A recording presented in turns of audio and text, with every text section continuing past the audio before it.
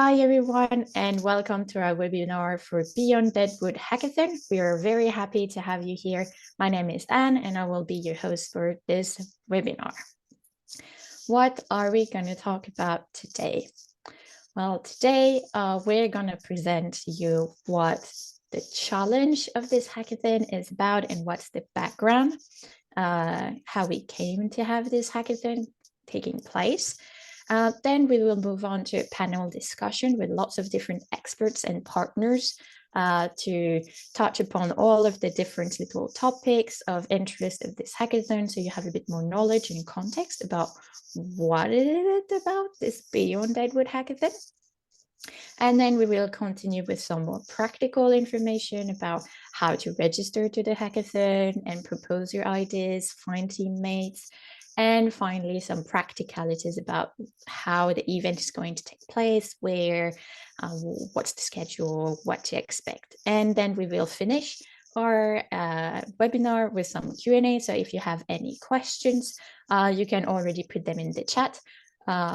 If you don't want to forget them, so we have them documented, but we will only answer questions at the end. So we will go through all of our official content and then taking questions. So that's what we're about to do today. I'm gonna give the word to our first speaker from Business Finland that will let you know more about what are we doing here. Okay, thank you, Anne. Good afternoon, good morning, good evening to all of you, wherever you are. My name is Kari Klosner, and I'm the leader of the Business Finland Data Economy Program, which is the key partner in organizing this hackathon along with other partners. We have recently commissioned a program at Business Finland to drive and support the transition of Finnish companies towards creating new scalable international business through utilization and sharing of data in their value networks. We realize that different companies are different stages in their ability to exchange data. That's why we target the program services according to these sub-goals you will see on the slide. We want to raise awareness with companies that have not realized the value of sharing data. We want to drive change and company model renewal for companies that understand the value of data economy, but do not have the means to execute. We want to support networking and ecosystem development for organizations that have database solutions and need partners to further innovate and deliver the solutions to international markets. And finally, we want to see international growth with companies that have data-based business ideas and that have international potential. So we at Business Finland, we believe that companies who share data will win in the markets, replacing companies who don't. They will create new value and renew the businesses in a way not known before. We want Finland to be in the winning team. That's why we started the Data Economy Program. As you no doubt know, there you go. Data is an interesting animal. It's a raw material like oil and minerals. It needs to be refined to be useful. However, it won't get depleted from use. It gets better, especially when shared and joined by data from others. By itself, it's worthless. It needs context, needs connections to other data points, needs meaning. It has to be converted to information that has significance. Data has to be put into use. Only then is data valuable. Sustainability is one of the key strategic priorities for Business Finland, and we share the concern of a loss of biodiversity in nature and especially forests. We believe there is a business opportunity in identifying ecologically valuable forests. We hope this hackathon to reveal ideas that support biodiversity and help preserve ecologically valuable forests. The potential is there. We can reshape industry practices, we can support conservation efforts, and we can create more sustainable future. Our role at Business Finland is to stimulate innovation and international growth of Finnish companies, driving our strategic goals, competitiveness, economic growth, and sustainability. Forestry is an industry where Finland has a long, successful history and plenty to offer in the global markets. Building on that network and expertise, we want to find new solutions with international scalable business potential that can move the needle. We hope to find new innovations in this hackathon. We haven't done a hackathon in data economy yet, and want to see what innovation this format can produce for further development and possibly funding. Thank you all for joining. Hopefully you will find our program interesting and stimulating. Thank you.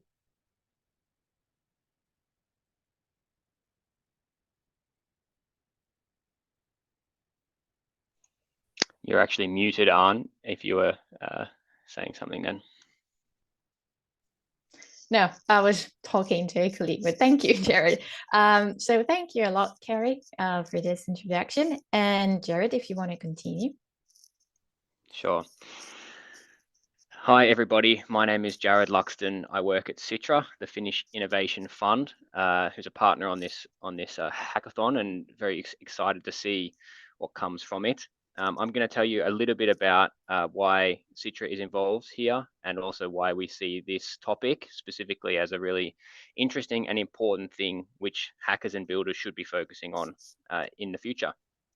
I can start on the megatrends of 2023. So the megatrends report is something reasonably well known from Citra, and it seeks to sort of look at what's coming in the future. What should business people, governments be aware of that's on the horizon when we're sort of planning these types of things. And this is especially kind of relevant now for our work in this hackathon. We can go to the next slide if you want, Anne. So there's lots of challenges facing us at the moment. There's sort of many things that are on the horizon which we need to deal with, issues that need to be addressed. There's some specific ones that I can sort of point out here. Resource sufficiency. Do we have enough resources to meet the demands of the future? Technology, as Curry sort of well focused on before, and then also economic questions that we're currently facing. Nature is at the core of this. So sort of nature and biodiversity is what carries sort of our economy. And our ability to sort of create new solutions to be able to address this is actually what's going to help us get out of sort of many of these problems. And they also offer large opportunities for sort of startups and builders in this space. We can go to the next slide if you like, Anne. So this is an image that has a bit more color, and that's because it's meant to offer a bit of a bit more of a hopeful angle. So the idea here is that there are solutions available to us, and we should be searching for those. So for instance, technology has a very important role to play within sort of nature and ecological reconstruction. We need to understand where the areas of biodiversity are. We need to understand what characteristics they have, and many businesses are trying to understand where their biggest sort of nature footprints are. So this is a topic that's growing very rapidly at the moment, and I think it's exciting that this hackathon will be focused on these themes. The economy itself is built upon sort of new ideas, and these ideas that we hope to sort of stimulate in this program can of course grow into something really significant in the future and have a positive impact, and then also positive outcome for the team too. We can go to the next slide, Anne. I want to leave you with this slide, which is a collection of quotes from sort of well-known public figures in Finland. This was part of a Citra study that we did earlier called Nature Safeguards Our Economy. And the idea was to draw attention to the fact that our economy is actually wholly dependent on nature, and the solutions that we can come up with to protect and then sort of also increase the productivity of nature are very valuable sort of moving forward. So I won't sort of read out all of these quotes. I suppose you can all sort of read them yourself, but I wanted to inspire you with how much large organizations, large companies are searching for solutions for this, and we don't currently have the answers. And I think that's why this hackathon is very exciting. But yeah, this is some context setting that I kind of wanted to do at the start here. So hopefully you're inspired and interested. And I will hand the floor back over to Anne. Thank you very much. Thank you, Jared. Well, here is for some context about Beyond Deadwood and the implications. Let's jump into our panel discussion where we will delve in more detail about the different topics that Beyond Deadwood Hackathon is going to touch upon. My first questions to our panelists is, what are old growth forests and what is their importance? If Topi, Tanhupa, and Matti Koivula, you want to jump in and give your 2 cents on what are old growth forests and their importance? Maybe I will start because Matti is the real expert here, so he can fill in the gaps that I leave. But yeah, I'm Topi Tanhuapa from the University of Eastern Finland, and I've been studying remote sensing of forest variables, different kind of variables for the last almost 20 years already. So old growth forests they are an essential part of forest ecosystem in Finland. So there aren't too many old growth forests left, but what's left should be definitely kept as it is. So they kind of form the backbone for the ecosystem of Finnish forests, because they preserve much of the species that aren't really existing in any other places in the forests anymore. And yeah, this was kind of the short answer. Maybe Matti can give us something more.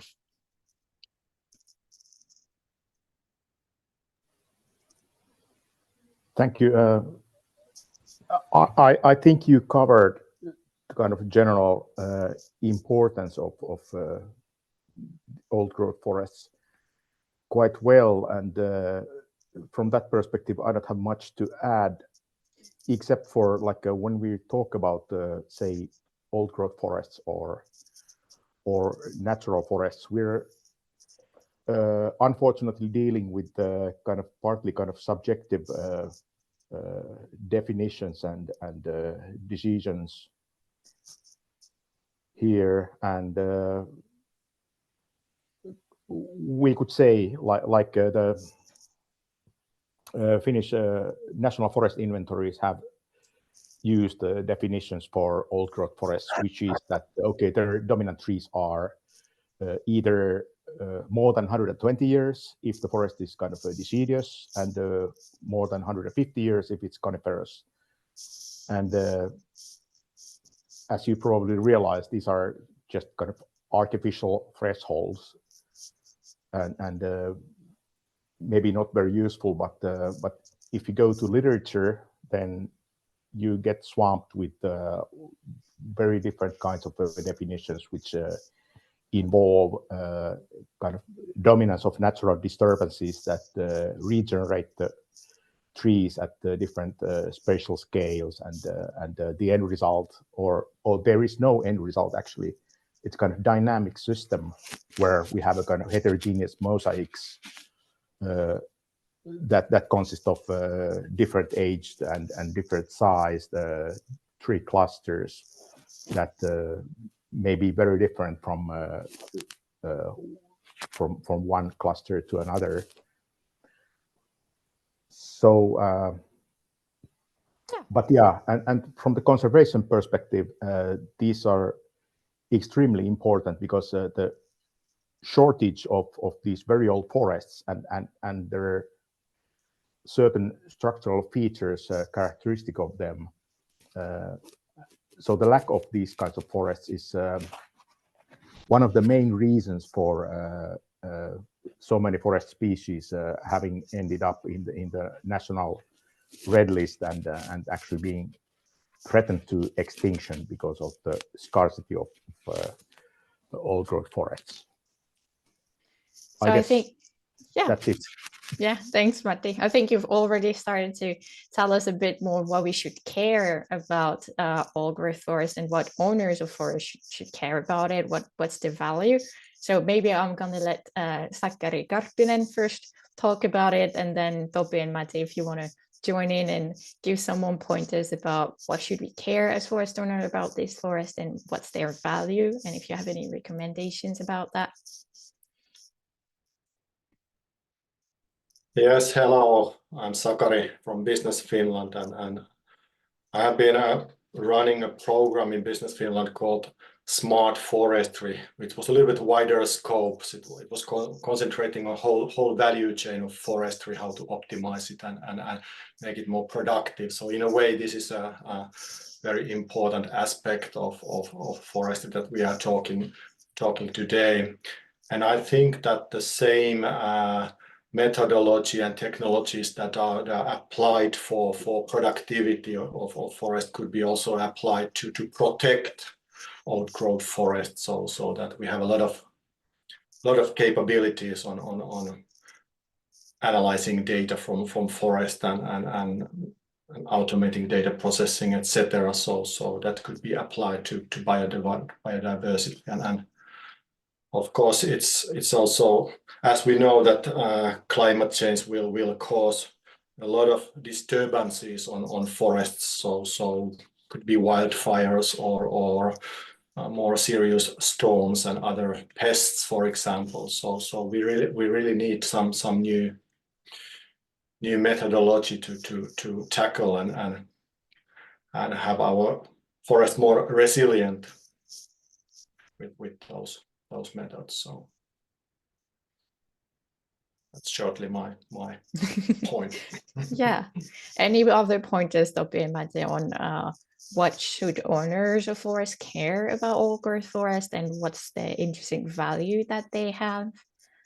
Well, I would maybe add or kind of focus the value of old growth forest, especially, well, basically in two things. Firstly, their value for biodiversity.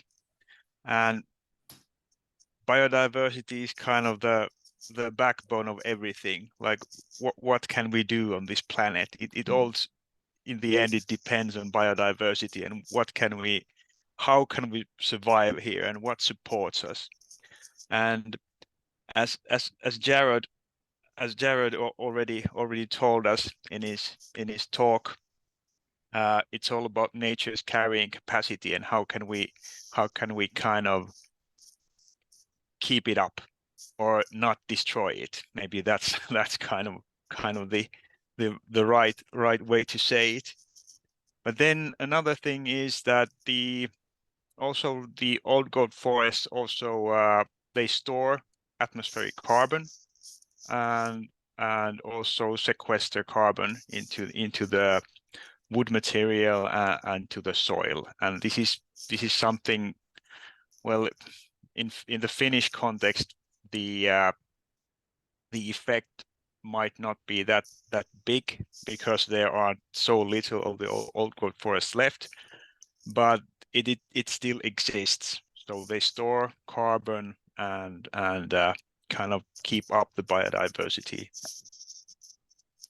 Those are maybe the main values, and of course also recreation, for example. This is something completely different in old growth forests than in, let's say, heavily managed forests, because of the different species that are around, for example. I see Matti nodding. I think we went around that question, or do you have more pointers? No, I think the previous talk pretty much covered the main issues. Then I'm going to keep you, Matti. How do you identify these forests? Because our participants are going to have to identify them to go through their solution. So you were talking about different age of the trees. Any other ways we can identify an old growth forest? Yeah. The age of the kind of the biggest trees or the canopy trees is one criterion that's been used in identifying old growth forests, and other issues or other features of this forest contain structural features such as large-sized dead trees, whether on the ground or still standing, very old deciduous trees, and overall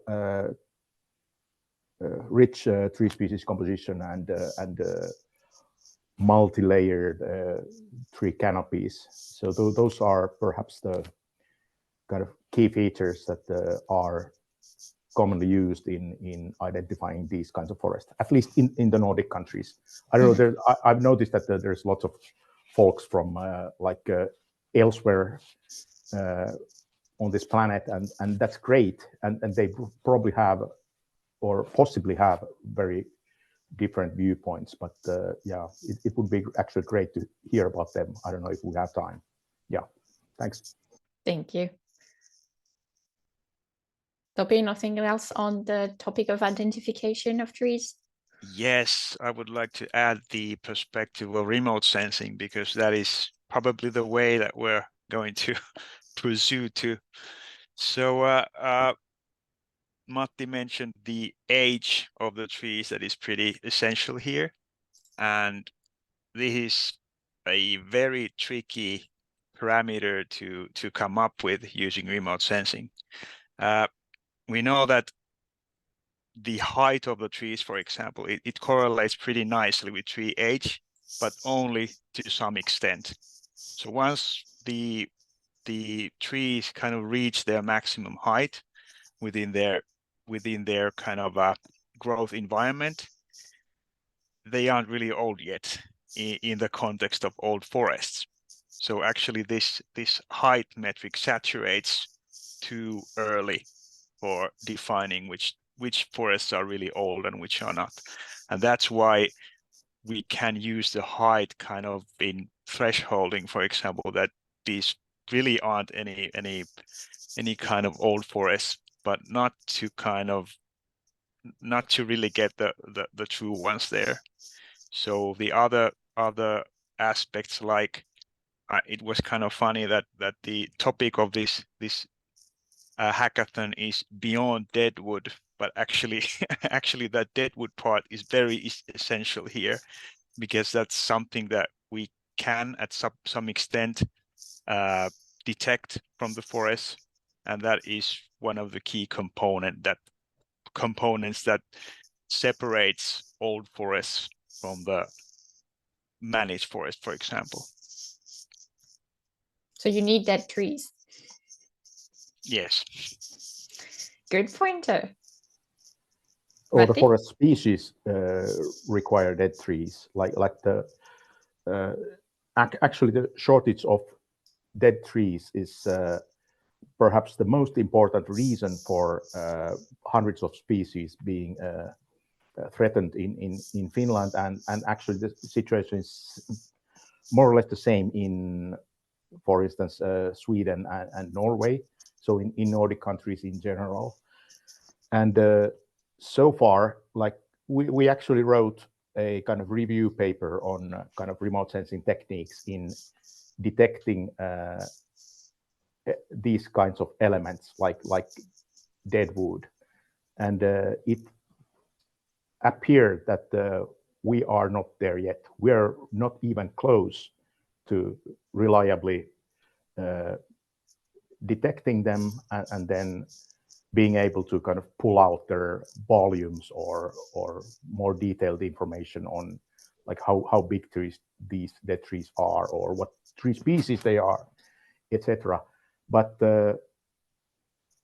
on this subject, I see some hope if in kind of artificial intelligence, like maybe we could, by using some reference forests where we have a very clear idea what there is, and we would then kind of teach the AI to kind of sort of help the satellite images or whatever laser scanning data we have to better predict, for instance, coarse deadwood or multi-layered canopies, etc. That's why I'm here. I like to hear if you have Yes. clever ideas on how to do this, or maybe you're already there and you just have not yet told me. Yeah, maybe I add just a couple of words still. So I very strongly agree with Matti here, and basically I think that is it's not any single parameter or figure that we can rely on when defining which of the forest patches are old and which are not, but there is a huge set of features that we have to consider, and that kind of complexity of the whole system makes it very nice playground for artificial intelligence, definitely. Tuomo, do you have anything to add on the topic of why using AI and how using AI in this context? Well, I'm prepared to give my 10 minutes. Okay. God has said preach. So yes, thanks, Toby. You hit the point, and I'm going to be controversial here. I acknowledge this on the first front. So the idea kind of came from me and from Urbanote, and we go beyond deadwood because we do measure deadwoods, but we indeed don't know the parameters, don't know where to go, and I'll show you in a moment how. But let me first tell why this is a battle, why we are facing actually a kind of a war here. Many people, thanks to Extinction Rebellion, Elokapina and so on, are quite aware now that, yes, we need to do something about biodiversity and keeping this planet diverse in many different ways. And then this thing is that how we can do it at such a scale that it matters, that we can actually protect complete ecosystems. And now in Finland, this is particularly pronounced because we have this situation that at the same time we need a lot of timber.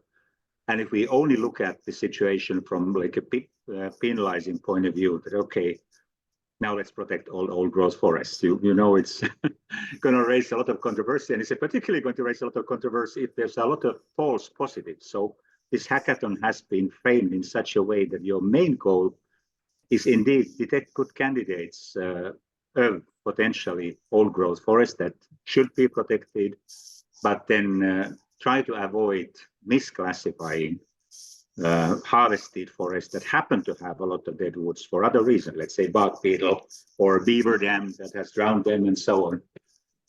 And this is where the kind of the front line of the battle is. And why it matters? It matters because there is a lot of investment potential in the private sector in this. People regard this as value. And in fact, if you were to find really genuine, provable old growth forests, then the value of those forests for investors who want to, do something good is much higher than the value of the timber. The challenge is that if most of what you'll find is actually not old growth forest, that spoils the market completely. And in some extent, this is what has happened to the carbon market. So I give this like an example that the carbon market right now is sort of the only game in town where actually private money pays to conserve forests and pay for the carbon captured in those. But the standards of measurement have been too lax, and that hit badly at the market early last year when The Guardian published an article which pretty much showed that any actions taken so far, they don't seem to make a difference to what would have happened even otherwise. Now, it's a scientific debate how valid this argument, but it did have a real impact on the market, and investors sort of pulled back and said, let's wait until this sorts out. And so we have these two big markets that are interconnected, biodiversity and carbon, where there's a lot of willingness to invest heavily in those and a lot of value to be created if they can be scaled and if they can be reliably measured. And now, right now, we're in a situation with both cases, both carbon, but especially biodiversity. Somebody says that, okay, maybe I have 1 million on my bank account. Oh, it could be 500,000. Maybe it's 3 million. And you realize for any investor, any rational investor, this is an impossible situation. The market will not move anywhere. And we need desperately these improved methods, more reliable, more precise methods that especially try to avoid false positives and try to identify, for example, good sites for a field inspection. In the end, you need to send this ecologist there. And I think it's probably true, very true, that old growth forests are so rare already in Europe, especially many other places, that actually we can afford to send people to investigate those ecosystems that actually are those, but they need to be screened beforehand by machine learning and remote sensing data. And so what I now want to do is to show you where we stand at the moment, or let's say where at least Argonauts stand. So give you an idea what can be measured now. It's also an example of the kind of data you will get. I will finish then by explaining what kind of data sets we expect and what kind of a setup for the hackathon is to be expected. But let me now first share my screen and show you some imagery from northern Sweden. Hope you can see it now.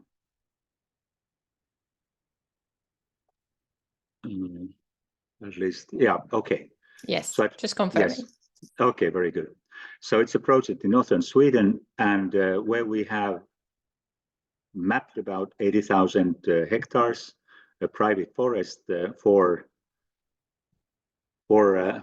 certain biodiversity in the indicators that include the standing deadwood. Indeed, Topi has done great work in lying deadwood and other things where the jury is still very much out how to do that economically. But for standing deadwood, we can take a look. What does it look like? So I'm just zooming in. I choose a random location to convince you. It doesn't matter where I go. We have the same parameters basically everywhere. Now my network does, of course, slow me down here a little bit, but here we go. So over here, the kind of parameters that we have identified from this, and this is LiDAR and satellite imagery, is, for example, canopy height. Let's go there. Trying to turn that on. I'll take stand volume off, and then we'll zoom in. Now we need to zoom in substantially to see the precision.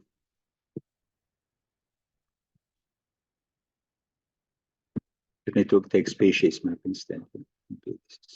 So in boreal forests, we have to normally satisfy ourselves with this this resolution that we have two species of conifers, spruce and that's not. I'm trying to zoom. Okay, here we go. Nice.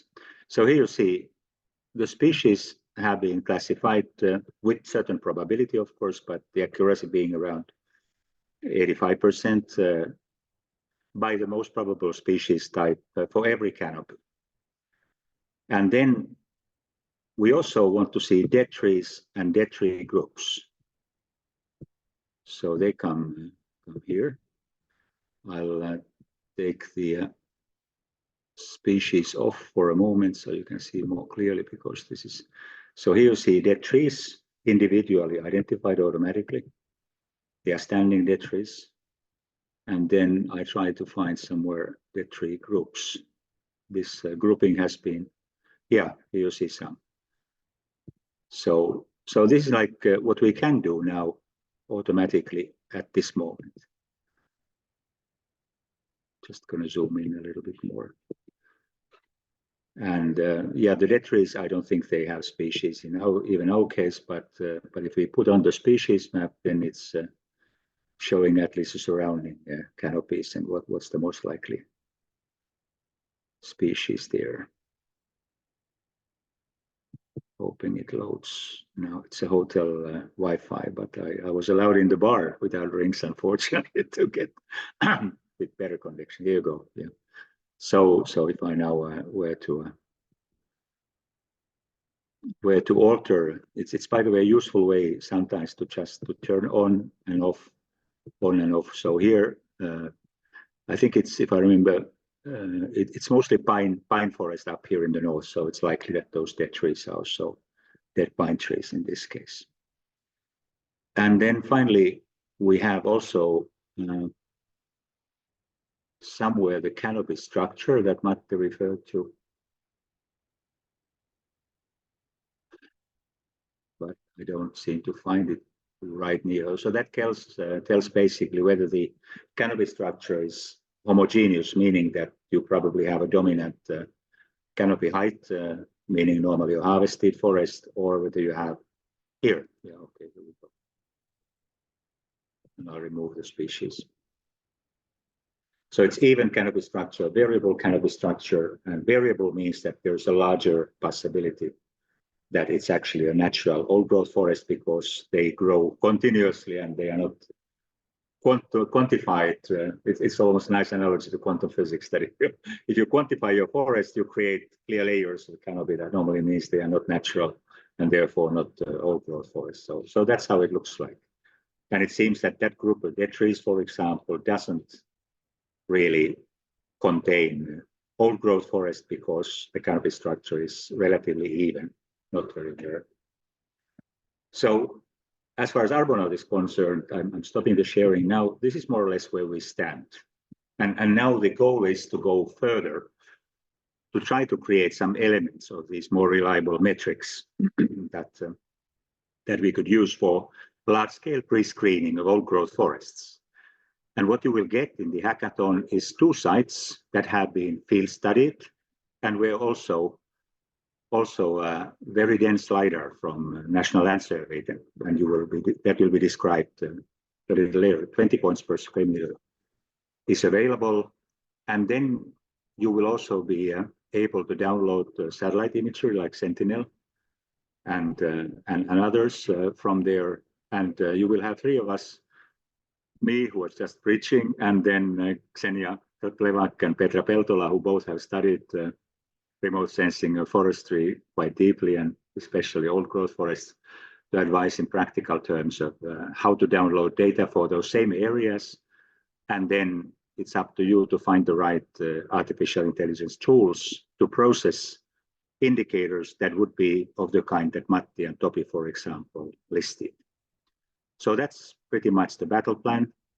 And so it's both on the financial and controversial, and then on this technical forefront of research. And I'm really looking forward very much to seeing many competent teams there. Thank you on my side. Thanks, Tuomo.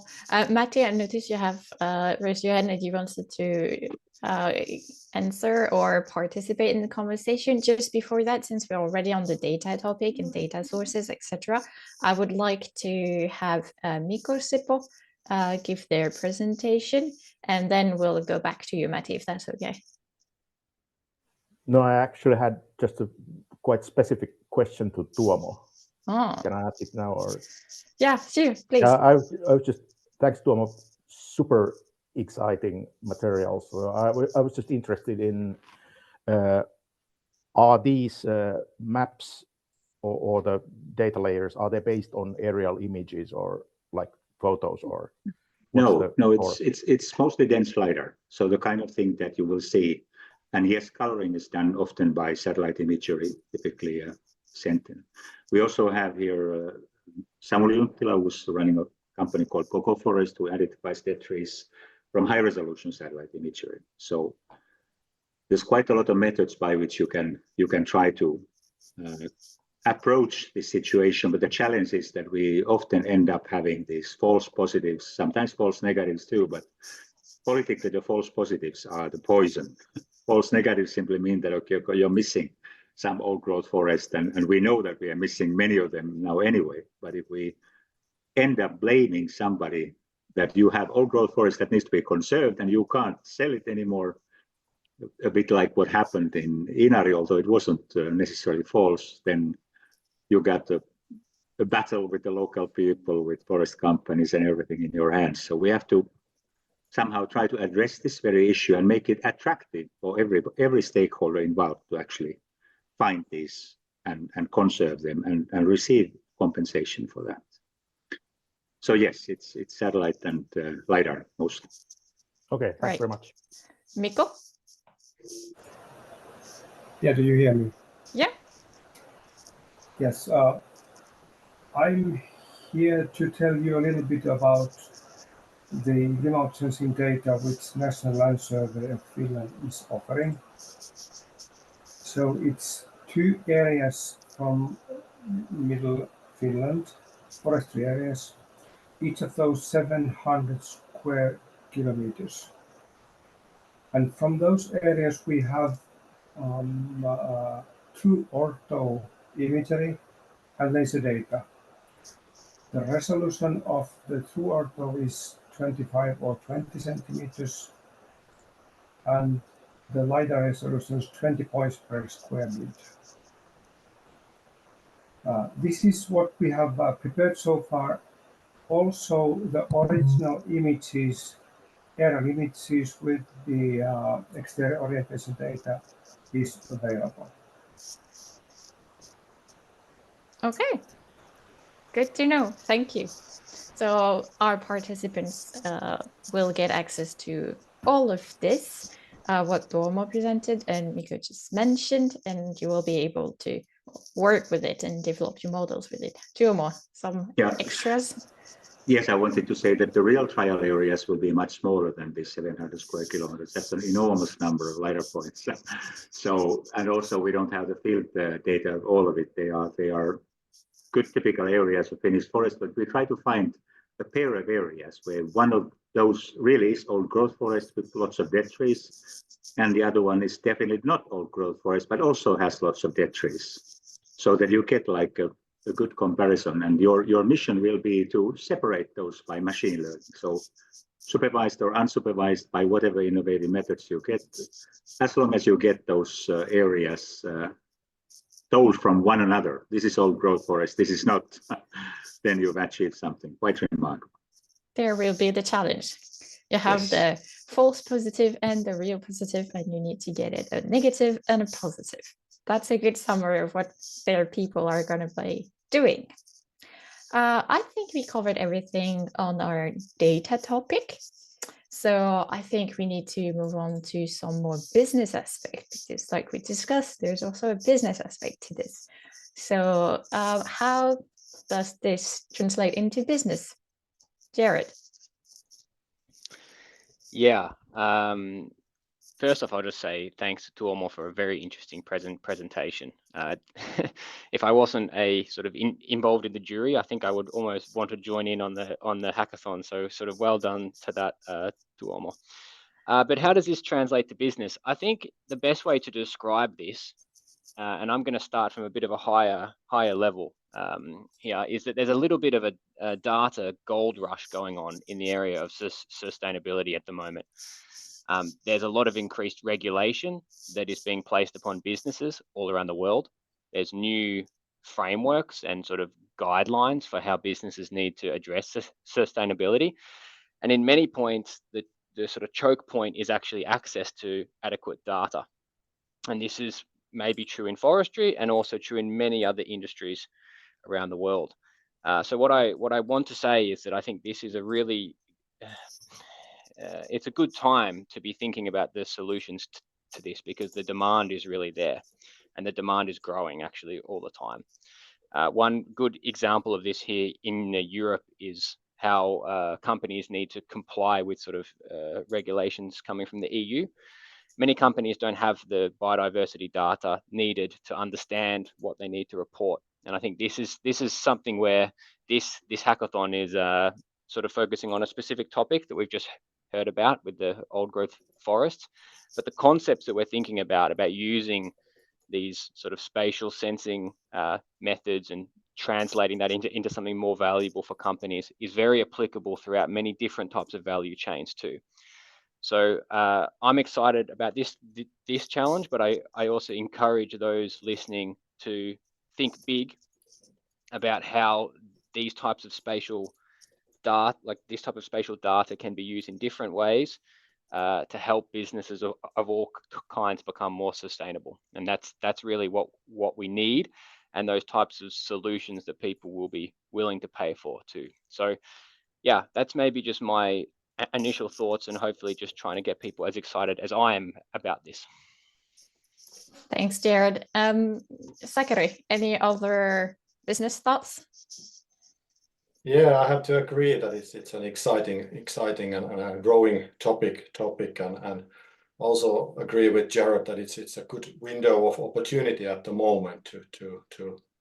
So thinking about the business models, I think there are obvious ones in the short and medium term is simply by we have companies providing digital monitoring services and advisory based on that, so that's quite obvious, and Finland and Nordic countries are in a way pioneers in this area already, and we have lots of public data already available. So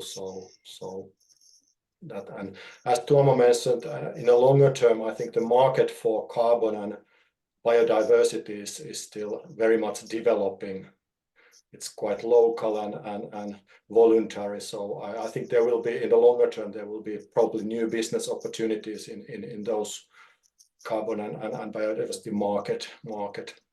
And also I agree on the national versus European level. I think there is a growing data available from European regulation, and European Commission is proposing forest monitoring law that will put some new frameworks to I think it's quite scattered at the moment on the European level compared to Finland, for example, that what kind of data is available, and so I think as a pioneer, Finland could be also showing the way in Europe in this area. So there is a new regulation coming all the time on biodiversity and forest monitoring. So why not be ahead on there? So that's some thoughts. Jared, quickly. Yeah, just super quickly. I was inspired by Sakari to make one more comment, but I think I agree that also I think Finland is in a really interesting position to start to provide some of these services. I'm originally from Australia, and Finland has generally very good access to spatial data and these types of things, and I think that can act as a bit of a let's say innovation zone for things that can be exported to. So in many other parts of the world, we don't have access to such high density sort of data files and things. They're coming, but they're maybe not here yet. So I think that's quite exciting opportunity for Finnish startups to sort of use the environment which you're in now to then think about how that can give you a bit of a competitive edge, perhaps, to sort of others that maybe don't have access to those types of resources. That's it. Thanks. Well, let's conclude all of these nice topics that will be addressed during the hackathon by what are we actually expecting to see at the end of the hackathon. I think we kind of touched upon it already a bit, but Miika, Kostamo, if you want to kind of summarize, what are the expectations? What do you want to see? If you have any examples or seed ideas to share to give some guidance to the participants. I think some of the expectations were already covered in the other discussions earlier, but I think it's what we want to see is working solutions in the sense that actually data analyzed, not just a PowerPoint presentation. But this might be a nice context.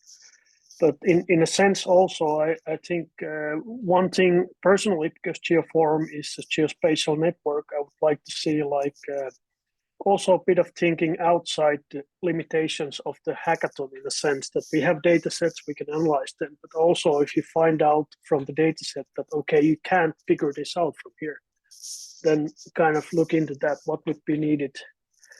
This hackathon itself is very well timed because, for example, in Finland, we're currently in a situation that we have a national LiDAR program ongoing, but now is the period when they're thinking about what next.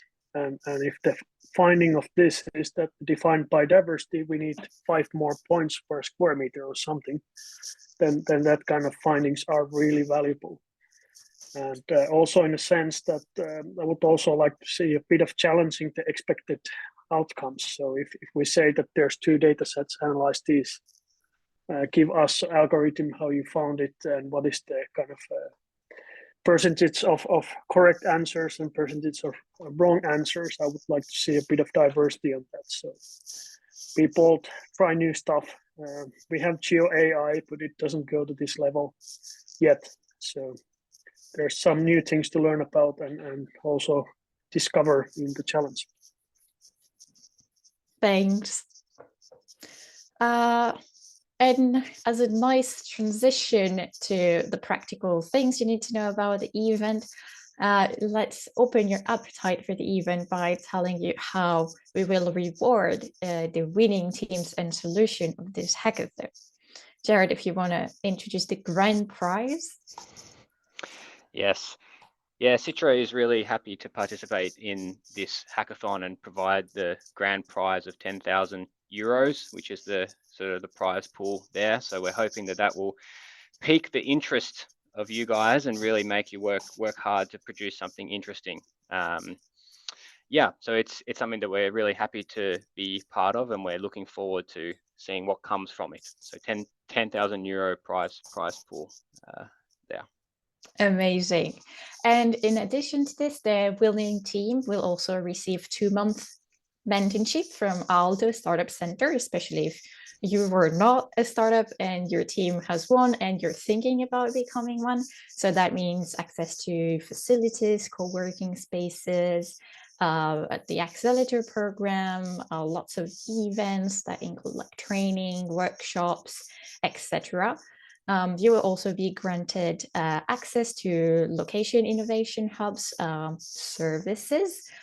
So that ranges from technical location intelligence consultant to a kind of test before investment infrastructure. So that's what the winning team will get access to and be supported with on top of the nice 10K monetary reward. But the runner-ups won't be forgotten if you don't get the win. We still want you to keep thinking about your solutions and developing them. So runner-ups will also get access to location innovation hubs services that I was describing before. You will have the opportunity to present your ID and your plans to Business Finland Digitalks webinar. So that's a nice visibility opportunity for you and another reason to keep working in the meantime. And finally, Business Finland experts will offer you some help in identifying suitable Business Finland services, like coaching or things like that they can provide to you to help you keep on working and keep on thinking about your solutions and take next steps if you're super motivated to keep it going. So that's how we will reward our winners. Let's move on to the rest of the practical things that is good to know about this hackathon. Registrations. So in terms of timeline, what we are looking at right now is until the 26th of February, you should register on the registration platform, the website where you probably find the link to this webinar already by clicking the apply button. It closes at midnight on the 26th of February. By the end of the next day, we will have selected the teams that will participate. So not everyone might get in. That's part of the game. So make sure your submissions ID are strong and well detailed to give strong incentive for the selection board to invite your team to participate in the hackathon and benefit from all of the mentoring that will take place during the event. Then that will be followed for all of the teams selected by pre-hackathon meeting that we call Meet the Mentors, where we will invite both mentors and teams just so you can get to know each other already, but more importantly, teams will get 5 minutes tops to introduce briefly what their original ideas and thoughts are, what they want to work on, what angle they're thinking about, and mentors will be able to piggyback with some advice. Maybe you want to read more things about canopy formation, density, maybe you want to look into that type of data for your solution, etc. So you have a more refined project ID by the time the hackathon starts. This way you can get the work done as soon as the hackathon starts instead of still being in a more ideation stage. We are trying to boost the innovation on this hackathon. And then finally, from 7th to 9th of March, it will be the hackathon. A very important aspect, especially since that was mentioned by some of the partners, we have some international participants. The hackathon is fully on site and presence in Helsinki, in the center of Helsinki for the hackathon is mandatory if you want to participate. So that's something we will have to check with all of the teams that you will indeed be on site. We are not going to be providing any specific accommodation, so that will be something that we will need to figure out for yourself. Of course, rely heavily on the community of the hackathon, the other participants. If you need a place to stay, I'm sure some friends will be willing to help you out. But that's important context to have. How do you register if you haven't done so? I'm not really sure how to go about that. Let's make a little demonstration.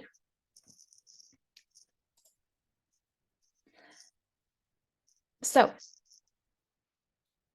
right now you are, my screen is not changing, apologies.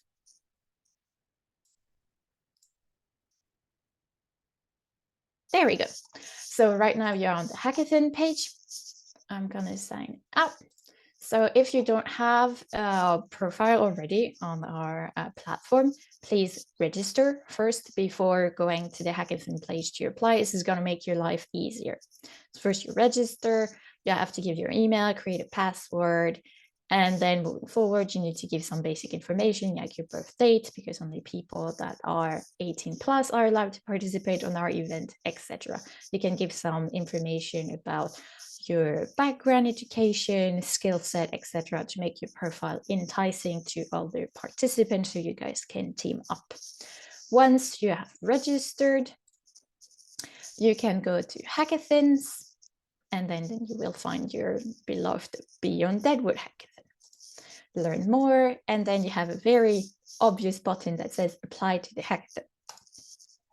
From there, you have two options. Either you already have an ID that you want to work on, already a methodology that you've been thinking about, and teammates or teammates, then you want to use the create your team path.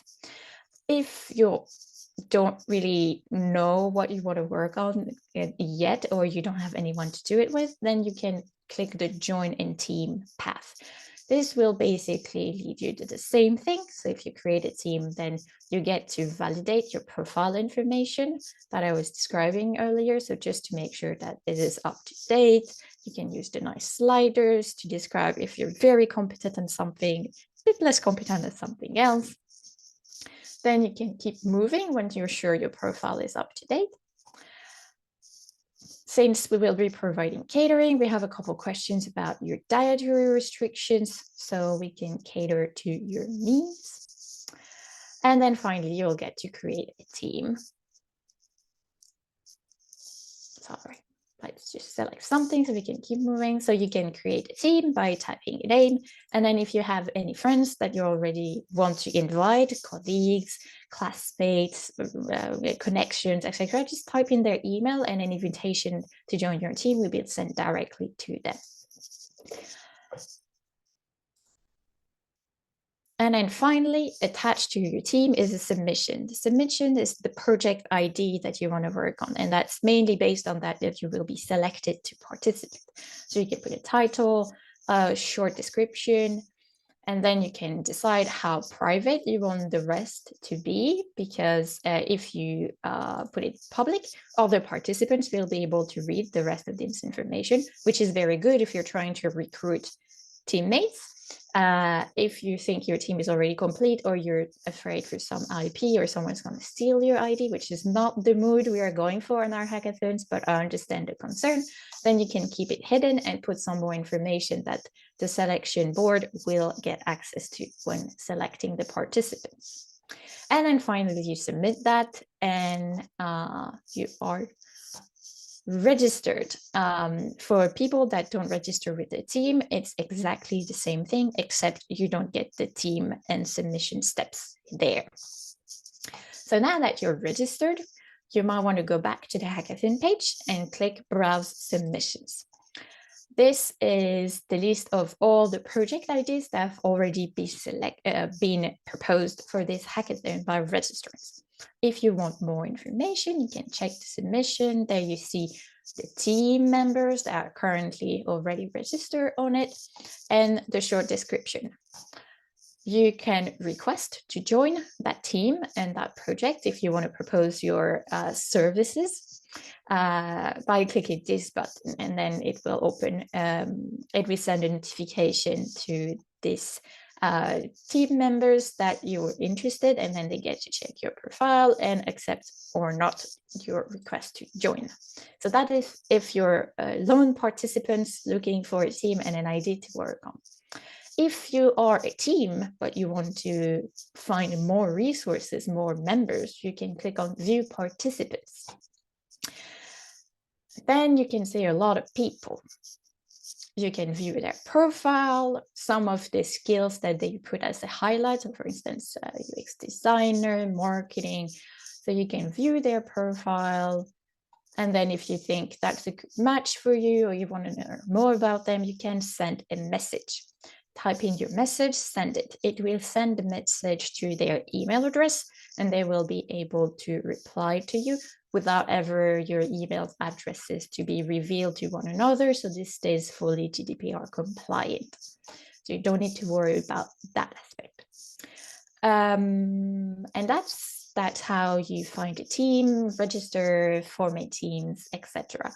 I know it's already ongoing. I have a colleague that's been sending some emails. We try to support you as much as we can with finding teammates by proposing you teams or participants to fill in your teams throughout the registration period. It will be, of course, more intense the Thursday and Friday prior to the deadline. The earlier you register, the more you can benefit from this support, finding a team or teammates, and the more likely you are to get into the hackathon. So just saying, early registration usually helps. So that's the timeline and how to go about it. More about how to go about forming your team. We recommend teams of 3 to 5 people to more evenly divide the work. That's kind of the sweet spot in our opinion and in our expertise of having hosted lots of hackathons.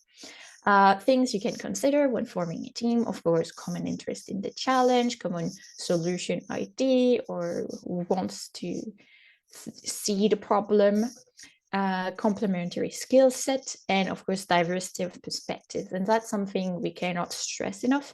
The more diverse your team is in terms of background, not only education background, but also localization and life experiences, the more likely you are to have a very solid team that will consider the challenge for multiple different angles and therefore have a much stronger answer to the challenge topic.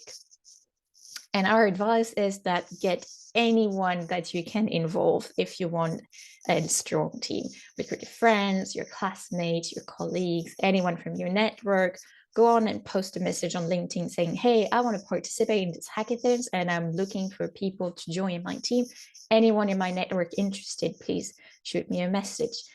We have good results with this, and it's a good way to keep building on your network also. What are we looking at for the event itself? So we will start on 7th of March, once again, on-site Helsinki Center. We will be in Maria 01 startup space. I don't know if you're familiar, so it's in the center of Helsinki. Of course, all the details of the routes and specific address will be sent to you in due time. But so when I say center Helsinki, I mean center Helsinki. 7th of March, we will start. You're welcome to join us as early as 4. We will give you badges and get you settled in. Always better to arrive a bit before the opening session. If you can arrive at the latest 10 minutes before 5, that would be very helpful organization-wise, and just to make sure that everyone is there when we get started. At 5, we'll have the opening session when once again we'll give you overall context about the hackathon, what are the expectations, and get things started. There will be 3 checkpoints throughout the hackathon. Checkpoints are moments where with the mentors and the organizing team, we check in with each of the teams individually to see how you're doing, how you're progressing, what help do you need to keep working. If you have any questions and concerns, then we can address them so you don't stay stuck on the same problems and receive help you need to keep moving forward. Once again, we're here to support development of innovative ideas, not to keep you stuck on some ideation issues. So there will be a checkpoint at 6 on the 7th. and we will go through that. After that, we will assign you mentors to help you work through whatever issues you're encountering or questions you may have. We will have dinner. Once again, catering is provided. And then you can keep hacking and receiving mentoring. Of course, the mentors will have different availabilities. Not everyone is going to say isolate at 8 p.m., but we'll try and arrange so we ensure everyone gets the mentoring they need by the end of the first day. We will close the doors and leave the building by 10. So you can start wrapping your things at 9:50. 10, we need to be out of the door. The next day, you can come on site as early as 8:30 to share some breakfast or start working right away. That's up to you. Second checkpoint will be at 10. Then we'll have lunch. Then at 2 p.m., we will have a pitching training / information session. During that session, we cover how the pitching and evaluation is going to go, remind you of the evaluation criteria and the expectations, so you're sure that whatever you're preparing for presenting your idea is in line with the expectation, your point will be heard and you will get points for your work. And you know how to get these points. So it's very important that at least one member of your team joins, so you have all the information. We will also cover how to submit your project idea, because obviously you have to deliver. So we will cover that also in the pitching training again, how to deliver your presentation and your results to us, so your submission is valid and you can be one of the potential winners. Then we will follow later during the day with the third checkpoint. And once again, dinner and the door closing at 10. That doesn't mean you can't keep working at home with friends, at the hotel, wherever you're located, but that's when the support stops and when we stop being available to you. The last day, evaluation day, you can once again come as early as 8:30 for breakfast. The deadline to submit your material and deliver them to us, and therefore validate the fact that you're one of the potential candidates for the winning prize, is 9:30. And then you'll have a little hour break. You can take your morning nap. We will check that we have all the submissions, that everyone's slides are working and set up for pitching. The pitching will start at 10:30. Each team will pitch one after another. The order will be announced well in advance, so you'll know if you're first pitcher. After each pitch, which will last 5 minutes and be timed, we will be rather strict on timing for fairness. There will be a Q&A session with the jury panel if they have questions, if they want to know more about your solution. Once we have gone through all of the pitches and Q&As, we will have some lunch while the jury deliberates. And then finally at 2:30, that's when we will hear more about who are the winner, who gets the grand prize, and we will finally close the event.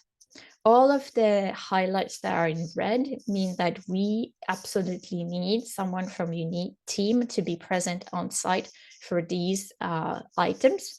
If you want to have a coffee break somewhere else, if you need to take a walk, you're not prisoner of the hackathon and its space. But for these items in red, it's mandatory, and I can't stress that enough, that someone from your team comes, have a chat with us, take the information, etc. Next steps, what happens after this webinar? So first, of course, you need to sign up and register on the website if you haven't done so yet, and contact interesting people to form your team. Registrations, once again, 26th of February at midnight. 27th of February, we will reveal who are the teams that have been selected. And then 1st March will be the Meet the Mentors, to which you will receive an invitation in due time. If you have questions, if you need help, please reach out to my colleague, Madeline Kivikangas at madi.kivikangas@ultrahack.org. Sadly, I won't be able to participate into the event. That's why my colleague is your go-to person for any questions. And here we are. That's what we are expecting to do, and that's the hackathon for you. Now we'll be able to take questions. I already noticed there are some in the chat. Depending on the availability of our panelists, maybe some questions will be answered now, or then we will find answers for you later and contact you back with some answers. So the first question I had noted, we had a question from Tiago. Would it be interesting to collect geoeconomics data in specific forest locations and correlating that with biodiversity changes? Has any of the partners attempted that? And I'm going to add to that question, is it relevant to this hackathon? Any panelists that wants to piggyback on that?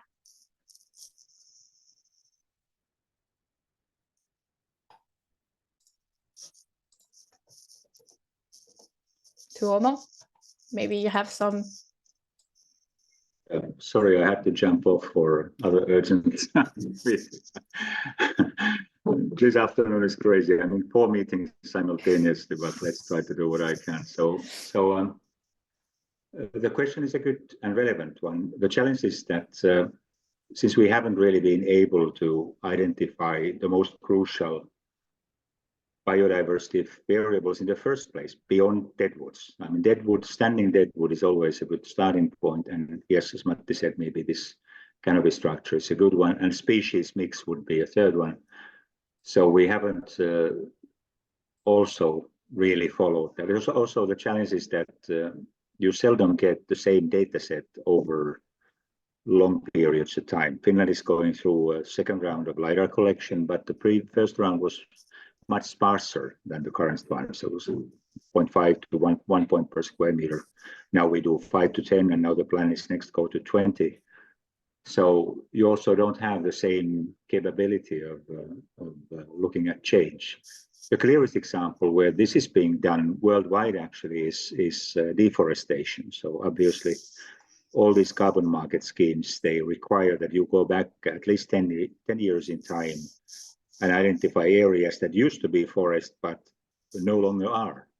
And then we have to go to old Landsat imagery often, because that's the longest time series we have.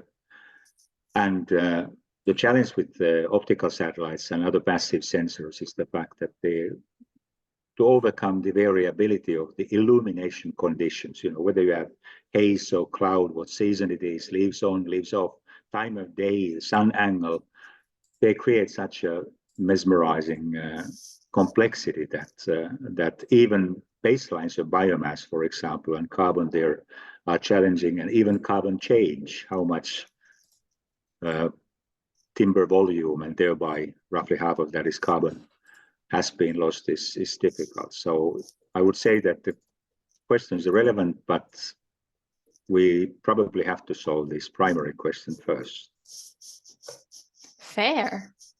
Anyone has extra comments? Yes, Topi? Maybe I'll add something here. So we have actually made some environmental DNA analysis on aspen, and according to our experience, even that very small area we kind of piloted it in, the effort it takes to just collect the specimen is huge, and in order to get like good data, it would have to cover large areas. So I agree with Tuomo. Let's take one step at a time. A practical question for me: can some members of team work remotely, or physical presence is mandatory? The word is physical presence is mandatory. That's the official statement. Then questions from Majula Clark. Is the solution specific to Finland and Finnish forest parameters? I mean, per data, I can already say yes, but in general. Since we've been working with Majala in the past, so I'll be happy to answer. Yeah, the goal, of course, is really global. But we need to start because of data availability mostly from this simpler case of boreal forests. So that biodiversity is more, has fewer dimensions to worry about in the far north than we have further south. But if we find any parameters, I mean, trees, of course, are more or less the same everywhere. If something in the canopy structure, in the, let's say, for example, the vertical behavior of forest, several layers of forest seems to correlate particularly well with some biodiversity aspect, would be very keen to expand that to forests elsewhere. So right now the data is finished, but the goal is global. This other question is from same person. What market mechanisms will the digital solution be used to satisfy? I'm not too sure I understand, but I'm hoping you guys do. Well, again, I can continue. There is basically none because we don't have biodiversity established standards. There is a number of these things. Well, let's say two encouraging cases recently, and maybe in my opinion, the most encouraging came from Finland, from FinFund. FinFund just decided that they will take biodiversity improvement as a criterion for all their investments, and they use this. Now I'm a bit out of my depth at this sort of nature-based solution type of standards. And on the other hand, we work a lot with both, well, especially with the voluntary carbon standard and RED+ mechanism in general for carbon-related matters. So they will certainly be addressed, but they don't contain biodiversity explicitly at the moment. So we don't have a very good definite answer to the question, unfortunately. Okay. I think, yeah. Next question is, what is the I actually don't know how to pronounce that. What is the hoped digital solution? Are you looking for an app, a platform, data science methodology, a tool? I think Mika already said that you want a working solution. So whatever shape it takes, it just needs to work. You feed it the information, maybe there is human intervention happening at some point, and then you have a result that is consistent. I think that's the summary of it, right?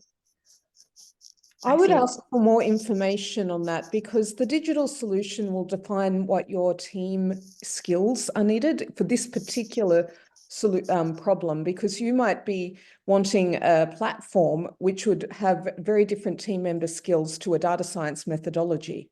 So I would ask if you could be as specific as possible. What do you envisage as the digital solution? Is it something that is able to be, you've talked about scalability, so that's an app or a platform, but then scalability in a niche sense might be a data science methodology, and that's a different skill set. So yeah, which one is? Manuela, I think the answer is that we don't want to be specific. we welcome different angles into the problem, knowing that it's going to be challenging and very, very multidimensional. We're sort of bypassing here in the hackathon stage all concrete business related questions that, okay, this is whether you want to offer it as a service from a well-funded startup in that case, or whether it's you propose it like part of a standard that can be promoted among a particular stakeholder community, let's say the forest investment funds, that sort of stuff. So indeed, this is exactly where people like you who are well versed in this space could contribute the kind of skills that I suspect are not so common in the looking at the audience. Somehow my understanding that many people do have a programming background or an ecology, biology background, but knowing the current status of the existing, still deficient but existing market structures is a value added to many of the teams. And that's kind of a component. It doesn't have to be a complete solution. It's like a component which complemented with the technology and then a business plan could become the winner. But of course, the jury decides in the end on this particular award. So that's up to them. So it's a choose your own parameters. How much do you want to take into biodiversity, if we think about the previous questions, or who you're targeting your solution to? But the core of the technology is what you're looking for, a model that works. More question. Yes, Mika? I might add to Tuomas' comment that, as I framed it earlier, is that we want to be open to different solutions, and there are examples from other fields. For example, where crowdsourced data or something like that has been utilized to solve real-world problems for the public authorities, and the core of data, what is in the challenge is that, but then when thinking the overall solution, it's not limited to that. And as Tuomas said, we don't have a specific business model or specific case where the solution needs to fit. So you can be open on thinking about who would be the beneficial organization from the solution as well. More on data. Will the data be used, and in that case, I think they mean the output of their solution, be used to supplement other external data sets, like ESA data for forest assessment and monitoring, for government reporting, like Luke or Luke.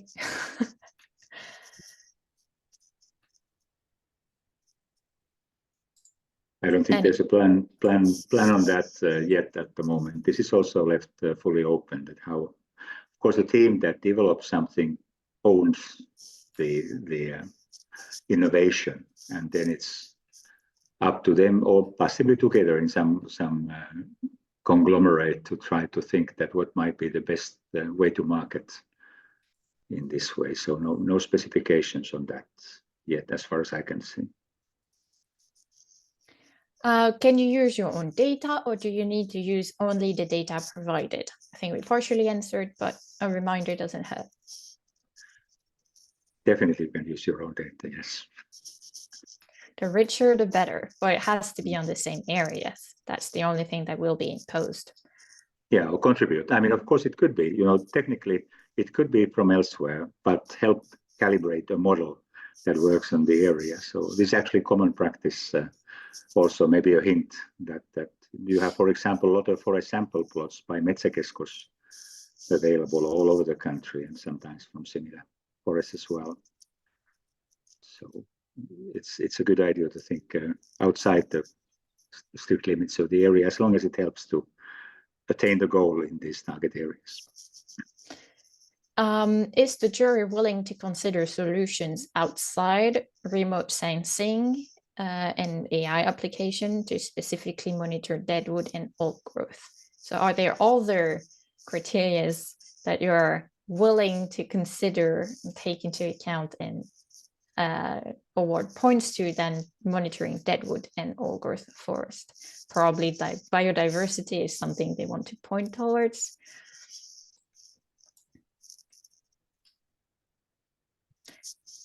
Deadwood and old growth are the main priority of the model. Yeah. I wouldn't rule those out, but I'm not in the jury. Sure. Well, if you have more questions about evaluation, the criteria are already on the webpage. So if you go to the Hackathon webpage, you have a tab that's called evaluation criteria, and then you can already see what the jury will be looking at. But indeed, priorities are for deadwood and old growth forest. Anything else that you can consistently and accurately say that you provide will definitely be taken into account. No, I'd like to get more information on that if I could. We've heard a lot about sample plots and computer vision being used for remote sensing and that type of data, LiDAR data. All of these remote sensing technologies are very expensive, and my question was: is the jury or is the event willing to consider methods outside of the typical remote sensing, something new and innovative to be able to monitor specifically deadwood and old growth forests and biodiversity.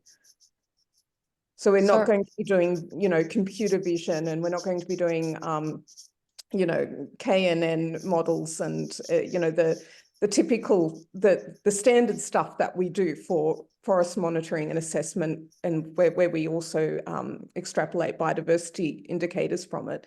My question is, are we willing to go outside of that and try something that has never been tried before?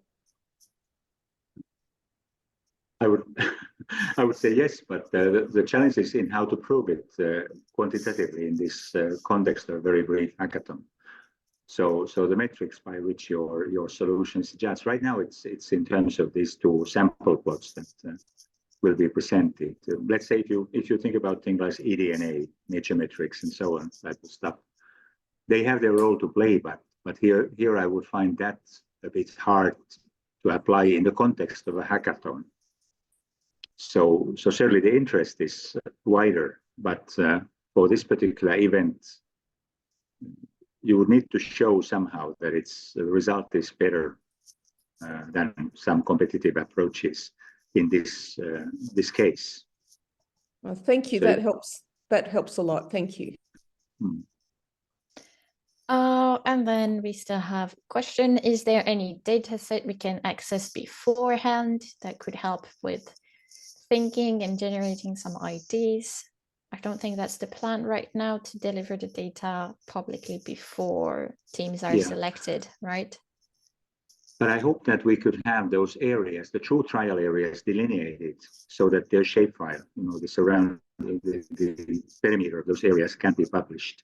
And it certainly would be a good idea to start downloading and looking at satellite data freely available, let's say Sentinel-2 and so on, of that area beforehand, and familiarize yourself. So that means that you would spend less time learning those ropes during the hackathon if you're able to already have the imagery with you on the USB sticks, let's say.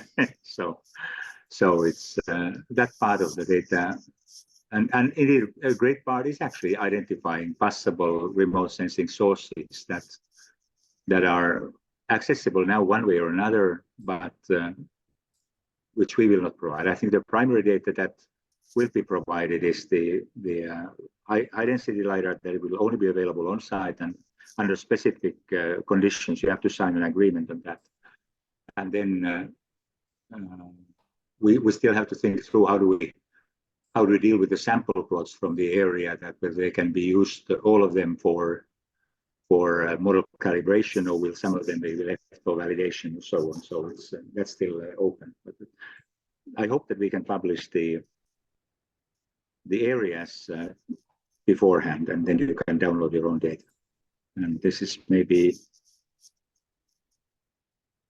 to you, Petra or Xenia, either of you have, I'm addressing this mentors of mine, Arbonaut. When you talk to Anna Basic, who is choosing that Vesku, whoever is closest, maybe Petra, you are closest now physically to Vesku's back, so you could try to see if those shapefiles become available, and if they become, then you could send them over to UltraHack to be shared.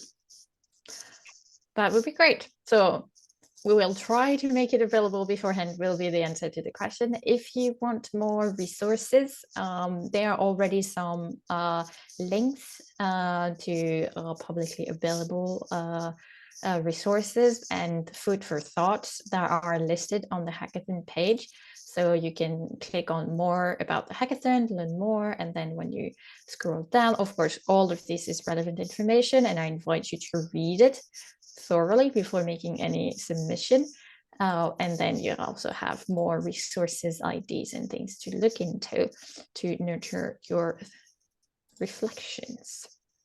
That's all the questions that we had so far. Are there any questions left in the audience? Please use the little raise your hand button if that's the case, or put them in the chat and I can read your question for you. But if we don't have any more questions, that will be it. I hope you are all excited. I see some positive reinforcement already in the comments about this hackathon. Please register, start forming your teams. We have a hand up. Please, Denise, go ahead, ask your question. Yeah, thank you. I hope you can hear me well. Yep. First of all, I would like to thank you for that introduction and for the nice presentations. A lot of things became much clearer now. And my question now, because am I understand correctly that for that hackathon, we will have the ground truth data for the for the test arrears? Is that correct? Yes, in the sense that we will select the areas in such a way that one of them should be real old growth forest by some criteria. And we're limited a little bit by the geographic scope of the 700 square kilometers, but it seems that it's possible to find some field verified old growth forests, and then also a corresponding area which is not old growth but has lots of dead trees. So that part will be there. Now, how much we can share any sample plots is still a little bit open, and what do we have? But it's the area that is classified as old growth forest, and that you will know when you start your work.